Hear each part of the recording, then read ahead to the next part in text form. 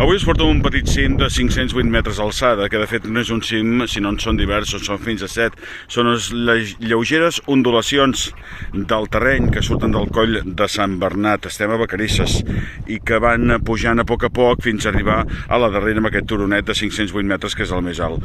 Les roques de la Frau, que està a mig camí del Puig Cendrós, que el tenim en aquesta zona de davant nostra, i de Sant Salvador de les Espases, que us hem ensenyat en un altre dels vídeos, el cim essencial de la FEC, que veiem just aquí davant, amb una mica menys d'alçada de la que estem. I, òbviament, igual que us vam dir des de Sant Salvador, la panoràmica és magnífica sobre tot el massís immens, impressionant de Montserrat, però també en tots els 4 punts cardinals que ens porten a veure coses meravelloses, més d'una de les quals ja els hem fet anteriorment per tots els nostres camins que hem seguit. El nostre proper objectiu, i aviat el tindreu, el Puig Cendrós.